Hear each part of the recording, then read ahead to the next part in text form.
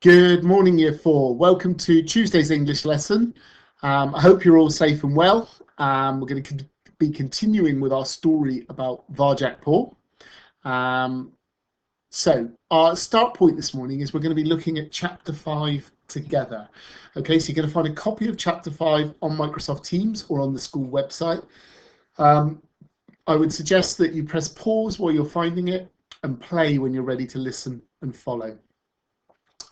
While we're reading it, one thing I want you to think about is, should Varjak leave his grandfather to the mercy of the black cats? You know, should he leave him and even if he's going to get hurt by the black cats, or should he stand there and help him? I want you to have a little think about that, because that's going to be really important in this morning's lesson. Our learning intention this morning is being able to write a diary entry in character. So you are going to be pretending that you're Varjak this morning when you write. Okay, so let's start to read. Press pause now while you're finding the book. Chapter 5. The temperature seemed to drop. Varjak shivered. "I don't like this," whispered the elder Paul. "I don't like it one bit." The gentleman pointed at them across the garden. He crouched down to touch the collars on the black cats' necks and whispered something in their ears. Then he turned and went back inside, leaving Varjak and the elder Paul alone with his cats. Varjak's fur bushed out with fear as the cats came slowly, deliberately across the grass towards him. There was something so strange, so menacing about the way that they moved. "Who are you?" called the elder Paul. They didn't answer. They just kept coming. Varjak and his grandfather backed away, but there wasn't far to go. In a few steps they were up against the wall, as far from the house as they could get. Varjak's pulse was racing. He remembered how the gentleman's cats had pushed him aside so easily. It looked like nothing in the world could stop them now. He scratched at his collar. It felt tight around his neck. "Varjak," said the elder Paul urgently, but without a hint of worry in his voice. "I think someone as brave as you could climb this wall and go outside, don't you?" Varjak glanced up. The stone was concealed, hidden by moss, but there was no hiding the wall's height. It was massive. "Don't worry," said the elder Paul. "You'll have time. I'll see to that." "I'll have time?" Varjak's head swam. What was the elder Paul saying? That he should go outside on his own? "But can't we both?" "No, we can't. Only one of us can get out. I'll keep them busy. You must go outside and find a dog." "You're not going to fight them, are you?" They'll... The elder Paul took a pace towards the black cats. In his eyes was a fire that Varjak had never seen before. "Go! Bring back this thing that even men are scared of. And keep the way alive, Varjak Paul." The cats had stopped. They were looking at the elder Paul as if they were waiting for him. The elder Paul growled at them. Varjak's head hurt. He was being torn apart by 1,000 different feelings. The elder Paul strode forward to meet the gentleman's cats, tail held high, green eyes blazing. "Go, Varjak, before it's too late. Don't look back. This is the only way." He looked fierce and magnificent. The tired old cat of the council was gone. Now he was a son of Jalal, facing his enemy, proud and powerful, a Mesopotamian blue. "Go!" he yelled, and hurled himself at the black cats. They nodded as he came, as if it was all too easy. The elder Paul ran straight at them, but then he seemed to shimmer for a moment and went through the gap between them and came out the other side. The two cats spun around. The elder Paul was just out of their reach. They glanced at each other and went after him. Varjak's heart thumped in his throat. His grandfather was leading them away, through the trees back towards the house. He was taking them further and further from Varjak, with quick wits and cunning, a flash of silver blue. The black cats were faster. They moved together perfectly. Each one looked sleek and lethal. How could the elder Paul fight two together? Already he was slowing down, still proud, but old and short of breath, and the black cats were closing in, one on each side. They'd catch him soon, and even if they didn't, what could he do against a gentleman 10 times his size? What could any cat do? Or even a whole family? The elder Paul was right. The only chance was to find a dog. His grandfather was doing what he had to. Now it was all up to Varjak. His mind on fire, Varjak tore his eyes from the garden and turned to the wall. It separated the world he knew from the world outside. No Paul had been over that wall since Jalal himself came from Mesopotamia, but it was the only way out. He took a deep breath, coiled his body tight. One last glance over his shoulder. No! The black cats had caught the elder Paul. They had him backed against the house. They came at him from both sides. He slashed out, but together they swarmed on top of him and forced him to the ground. There was a terrible howl.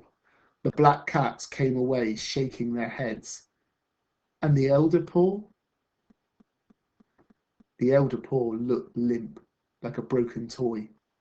There was a roaring in Varjak's ears. His stomach churned. Everything inside him screamed at him to stay, to fight, to help the only cat who ever understood him. But the elder Paul's words echoed in his mind. Go, before it's too late. He turned to the wall. 3, 2, 1. Varjak exploded into motion. Back legs uncoiled. Front paws reached out for a grip. Found it. Back legs pushed, pumped, powered up, and like the wind. Varjak flew up the face of the wall, up through the trees, higher than the curtains, higher than the house, up, beginning to tire, muscles aching, vision blurring. How much further? Up, grip after grip, paw over paw, slipping.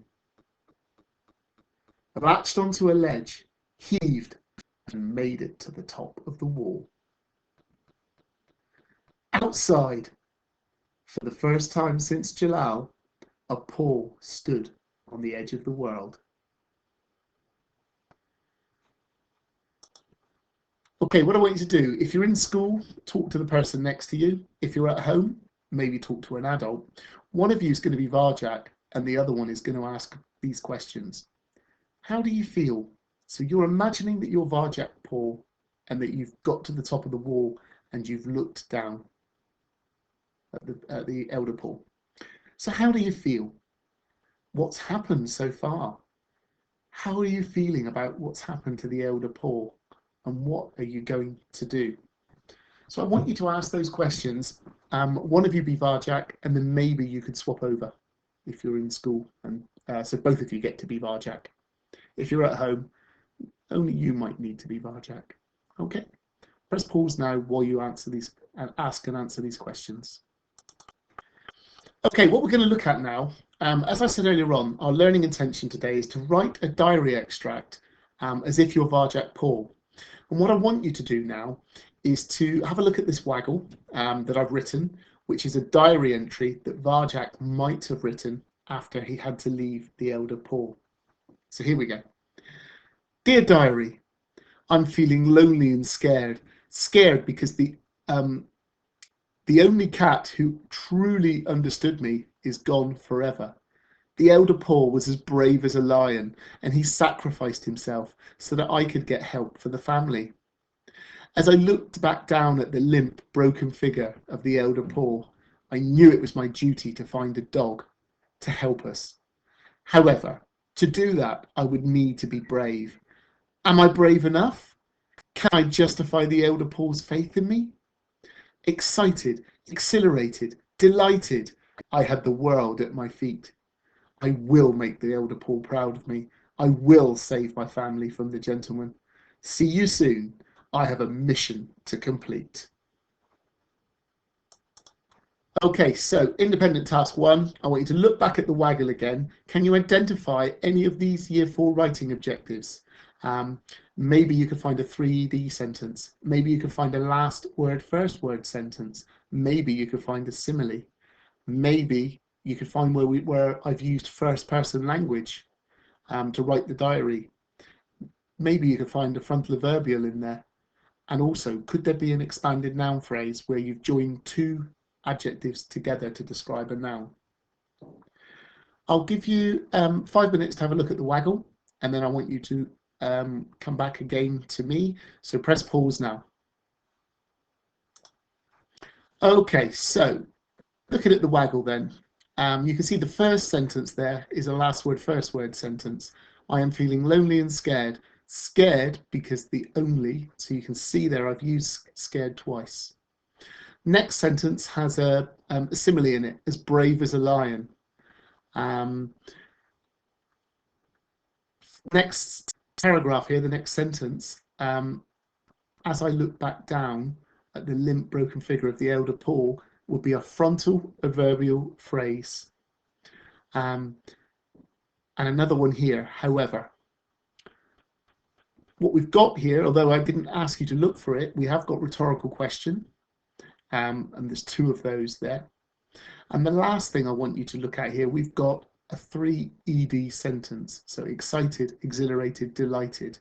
Yeah, all words that link together and fit with the sentence, just like we talked about last week. And the final sentence, we've got there an exclamation mark. So lots of good Year 4 writing objectives in this diary extract. And I want you to be using some of those ideas this morning in your writing. As I mentioned earlier on, your learning intention is to be able to write a diary entry in character. So you're going to be pretending to be Varjak, and you're going to be explaining how he's feeling and what's his problem, you know, what's going on moving forward. Now, I've put onto here a success criteria. Those of you who are at home won't have this, but you can use it. You can pause the video and use it to help you. Those of you that are in school will have this to stick into your book. So can you make sure that you're structuring your diary properly using paragraphs? Can you try using a frontal adverbial phrase? Let's use first person language. I, me, our, us, we, those sorts of that sort of language. I'd like you to try and use simile where you can. Can you use a 3ED sentence? Can you use a last word, first word sentence? And can you use some expanded noun phrases? Now, if you're able to do all of those things, you've got a pretty high quality piece of work going on there. Okay. I'll let you go on this, and I will speak to you in tomorrow's lesson. What I will be doing at the end of this lesson is asking you to look at the standalone video. I've read 2 chapters of Varjak Paul. What I've put as a separate video, so it'll be chapter 6. And then I want you to tune in and listen to that video. It'll be me speaking. Hopefully you'll see me on the screen for those videos, and that will get you into the right place ready for tomorrow's lesson.